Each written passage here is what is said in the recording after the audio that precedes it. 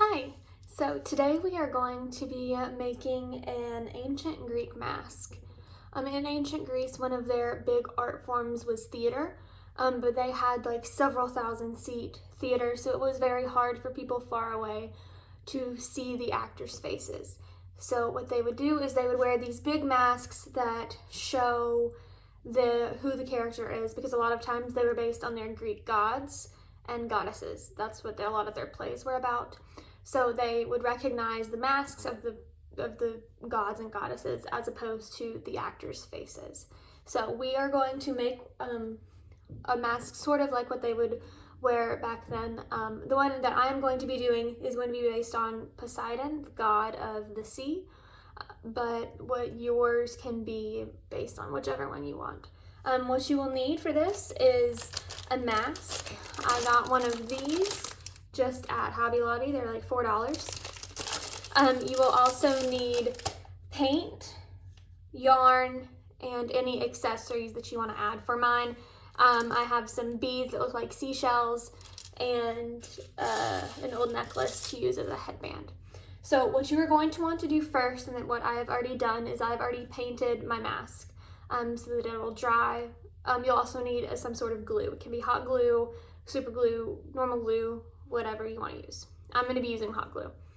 But you want to paint your mask and let it completely dry first so that your glue will stick to your mask. I have already done that, so you can see mine. I also cut out the mouth hole to be a little bit bigger because historically in the Greek theater they did not have like closed mouth because their plays had words in them. So people needed to be able to like hear the actors talk. So I just cut gave mine a mouth hole right there. So what you are going to do after you have painted your mask head is you are going to add hair. I have some brown yarn that I have already cut to be the correct length. So what I'm going to do, I'm going to hot glue the hair to the mask, kind of like this.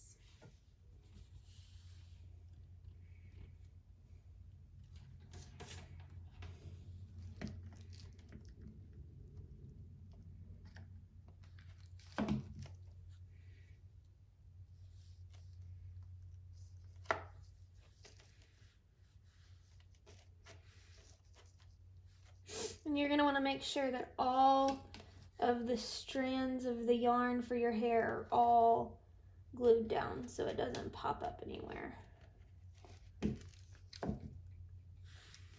or unravel like mine did.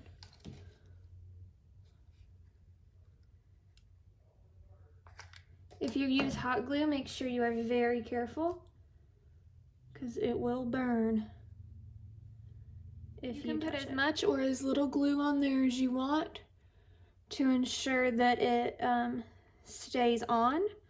I'm gonna leave mine dangling at the bottom so that the hair will move once you go to wear it, kind of like real hair does, how it's just attached at the top of your head. So there is one side. So I'm gonna go ahead and do the other side off camera, and then I will come back.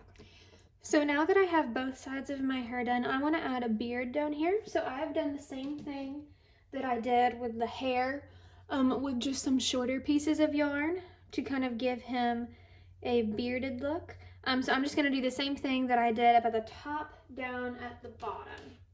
And the same thing goes. Make sure that you are very careful with the hot glue. And I will come back once I do that. So now that you have your beard on, now you can go ahead and start adding in all of the accessories that you would want. As you can see, I already added in my headband that I got for him. So now I'm just going to add in some of my seashell beads. I'm gonna add a lot of them in around his beard and in his hair to just kind of signify the sea part of him. But you can do whatever you want with anything having to do with your god. If you choose Zeus, maybe some lightning bolts or something like that.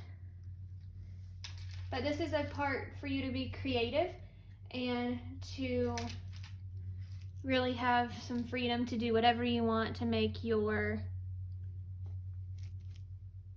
mask really symbolize your Greek god, because that was a big part of them wearing masks, was they didn't have to really know what play they were going to see. If they saw the Zeus mask, they knew that Zeus would be in the show. If they saw the Athena mask or the Medea mask, they knew what play that they were at. All right, and there you go. There is your completed Greek theater mask for Poseidon.